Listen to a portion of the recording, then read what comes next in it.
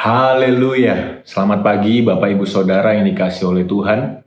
Satu ucapan syukur, Tuhan memberikan kesempatan bagi kita untuk kita dapat mengikuti morning worship GPDI Zion Altar pada pagi hari ini. Puji Tuhan, kebenaran firman Tuhan pada pagi hari ini akan berbicara tentang jangan membalas kejahatan, nantikanlah Tuhan. Yang terdapat di dalam Amsal 20 ayat yang ke-22. Berkata demikian, janganlah engkau berkata, aku akan membalas kejahatan. Nantikanlah Tuhan, Ia akan menyelamatkan engkau. Bapak Ibu Saudara yang dikasihi oleh Tuhan, seringkali dalam hidup ini kita mengalami hal-hal yang tidak kita inginkan. Kita mengalami hal yang menyakitkan hati kita. Hal-hal yang tidak adil dan mengecewakan kita. Kita difitnah, kita dibohongi, kita dihianati, kita dirugikan, dan lain sebagainya. Ketika kita mengalami hal-hal tersebut, reaksi alami kita adalah kita ingin membalas dendam atau memperjuangkan keadilan dengan cara kita sendiri. Dalam kehidupan kita sehari-hari, kita tidak dapat menghindari konflik. Kita tidak dapat menghindari ketidakadilan atau perlakuan yang menyakitkan hati kita. Ketika itu terjadi, seringkali kita tergoda untuk membalas dendam atau mengembalikan apa yang kita terima dengan kekuatan kita sendiri.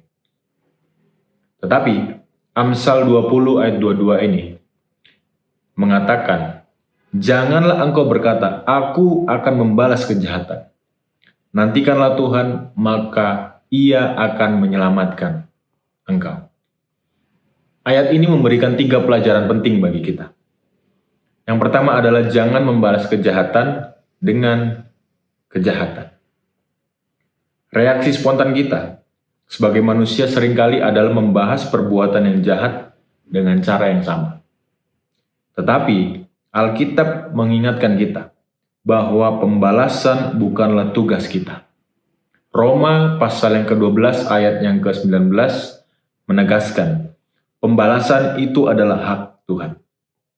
Akulah yang akan menuntut pembalasan.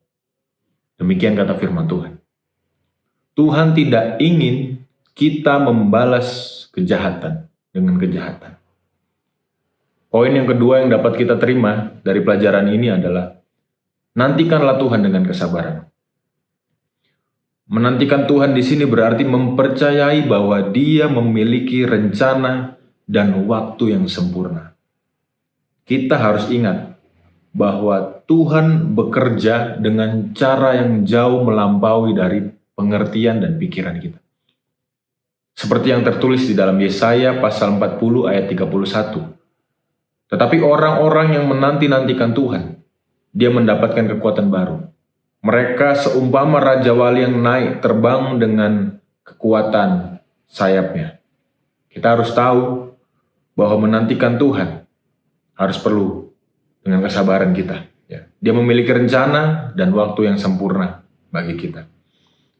Dan yang ketiga, ayat ini memberikan pelajaran penting bagi kita bahwa kita harus percaya kepada janji keselamatan Tuhan. Ia akan menyelamatkan kita. Kita harus menantikan Tuhan di dalam hidup kita. Salah satu contohnya adalah kisah Daud dan Saul.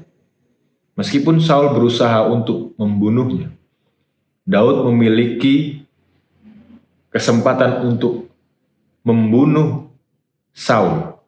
Pada saat itu Daud memilih untuk tidak membalas dengan cara yang sama. Dalam satu kesempatan, ketika Daud memiliki kesempatan untuk membunuh Saul, ia malah memilih untuk menghormati orang yang diurapi oleh Tuhan dan tidak melakukan tindakan balas dendam.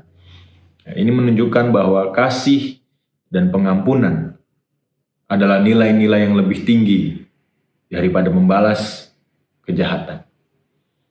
Bapak Ibu Saudara yang dikasihi oleh Tuhan, ketika kita menghadapi konflik dengan orang lain, kita perlu berusaha untuk mengampuni dan menyerahkan masalah tersebut kepada Tuhan.